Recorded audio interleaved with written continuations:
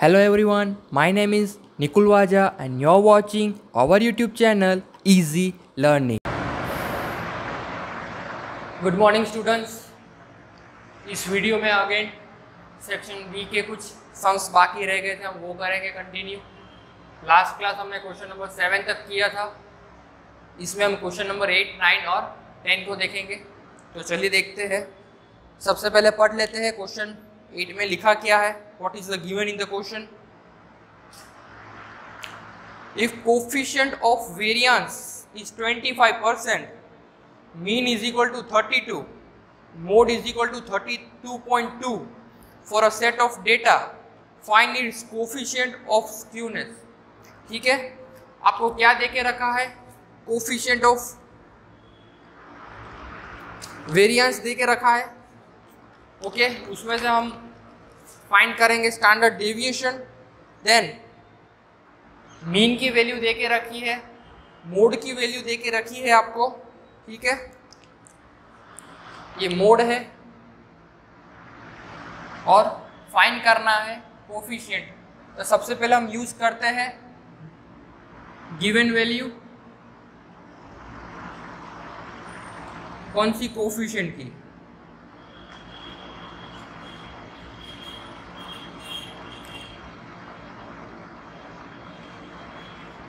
Coefficient of variance is equal to 25% देके रखा है। फॉर्मूला क्या है कोफिशिएंट ऑफ वेरिएंस का? That is standard deviation divided by x bar multiply by 100। Okay, तो ये आपका फॉर्मूला है। अभी क्रॉस मल्टीप्लिकेशन करना है to find the standard deviation. 25 into x bar की वैल्यू हम लिखेंगे 32, ठीक है, divided by 100।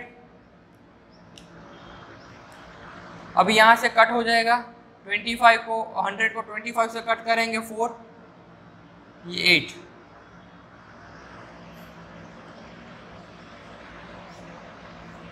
S is equal to 8, यानी कि स्टैंडर्ड डेविएशन हमें 8 मिला है।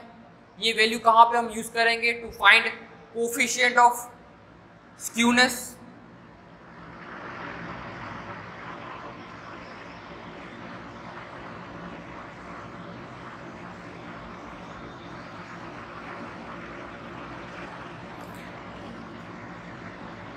फॉर्मूला होगा यहाँ पे x bar minus mode divided by standard deviation. X bar की वैल्यू हमें पता है 32, मोड की वैल्यू देके रखी है 32.2, स्टैंडर्ड डेविएशन की हमने वैल्यू फाइंड की है 8।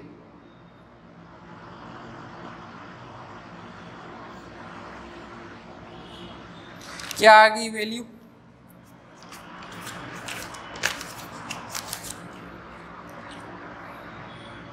-2.0 डिवाइडेड बाय 8, दैट इज -0.025। ये आपकी वैल्यू आ गई। तो क्वेश्चन नंबर 8 में क्या था? कुछ भी नया नहीं था, बस ये एक पॉइंट नया था कोफिशिएंट ऑफ वेरिएंस का, जहां पे आपको इंटरप्रेट करना था कि क्या फाइंड कर सकते हैं।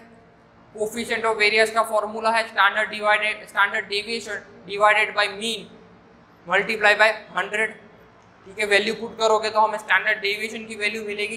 देन जो वैल्यूज हमें मिली है उस वैल्यू को कहाँ पे पुट करना है? कोफिशिएंट ऑफ स्क्यूनेस के फॉर्मूला में पुट करना है, तो आंसर हमें मिल जाएगा। ओके, तो ये नेगेटिवली स्क्यूड है। अब देखते हैं क्वेश्चन नंबर 9 क्या दिया हुआ है। Find the coefficient of skewness from the following data. ठीक है, डेटा मैंने बोर्ड पे लिखा हुआ है। n is equal to 20, summation of f into x is equal to 640, summation of f into x square is equal to 20,800। Median की value दे के रखी है 32.2 और फाइंड करना है कोफिशिएंट ऑफ स्क्यूनेस। ठीक है, हमारे पास क्या है? मीडियन की वैल्यू दे के रखी है, हमें चाहिए एक्स बार और स्टैंडर्ड डेविएशन। तो सबसे पहले हम x बार फाइंड करेंगे।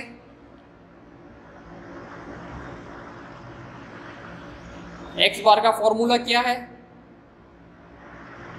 Sigma f x divided by total number of population, total number of observation, 640 divided by 20 which is equal to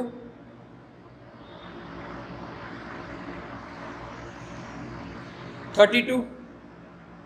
okay, तो ये हमने क्या फाइंड कर लिया? x बार। अभी हम फाइंड करेंगे standard deviation.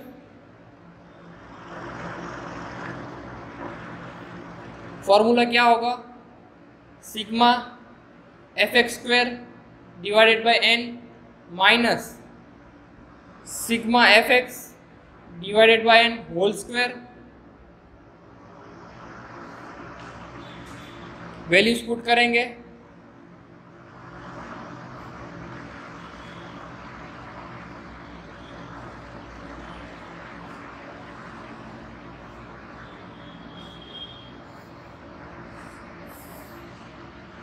Twenty 1800 divided by 20 which is equal to 1040।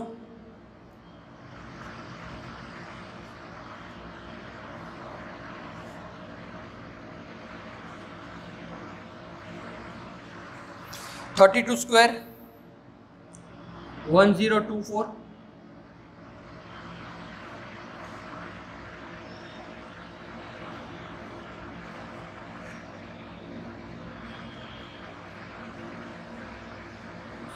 Okay, standard deviation की वैल्यू भी हमें फाइंड कर ली 4। अब फाइंड करेंगे कोफिशिएंट। हमारे पास सब वैल्यूज अब अवेलेबल है। Coefficient is equal to s j is equal to Karl Pearson का सेकेंड फॉर्मूला यूज होगा 3 into x bar minus m divided by standard deviation. 3 into x bar की वैल्यू 32, मीडियन की value 32.2 divided by 4। 3 इंटू 0.2 minus 0.2 होगा। ठीक है,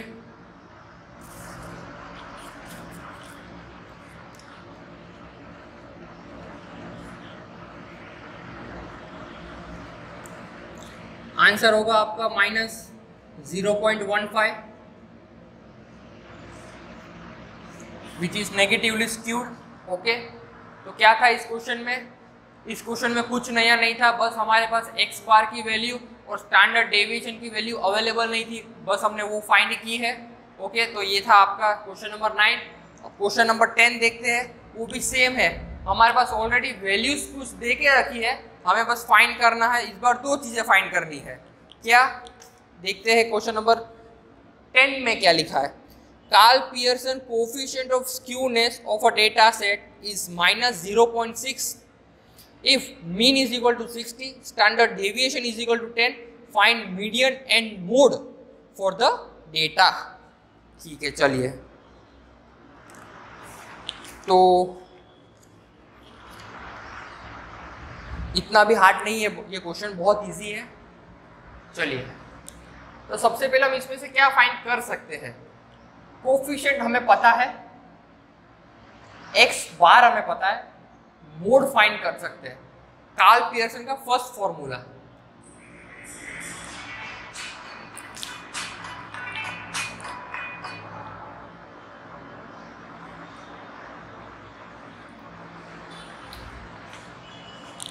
ठीक है, कार्ल पियर्सन का फर्स्ट फॉर्मूला हम देख सकते हैं, कौन सा है?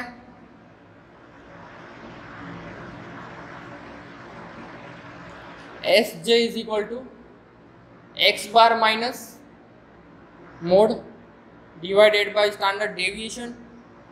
कोफिशिएंट की वैल्यू है minus 0.60 is equal to mean की वैल्यू है 60 minus mode divided by standard deviation 10।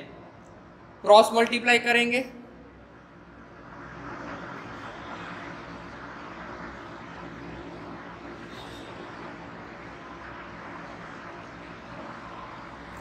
Okay, minus 0.60 into 10 is equal to -6. Okay,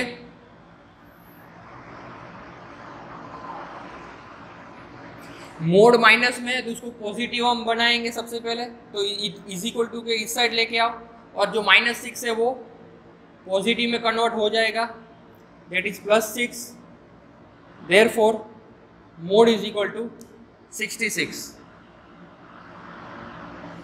चलिए, हमने मोड फाइंड कर लिया है, और अब क्या फाइंड करना है, हमें मीडियन फाइंड करना है। बहुत सिंपल है, एक्स बार की वैल्यू हमारे पास अवेलेबल है, मोड की वैल्यू हमने फाइंड कर ली है, बस एक मोड का जो फॉर्मूला है हमें वो अप्लाई करना पड़ेगा। तो चलिए वो अप्लाई कर लेते हैं।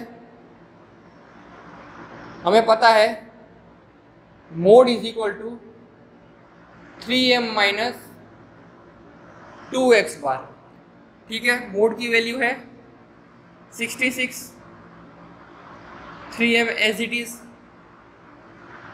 2 into 60,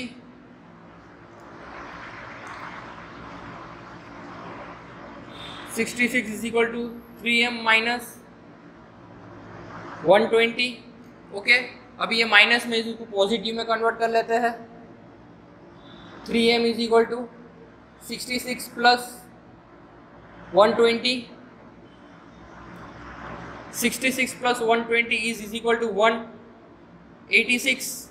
जो यहाँ पे 3 मल्टीप्लाई में था उसको हम डिवीजन में लेके आएंगे, तो m is equal to 186/6 which is equal to 62।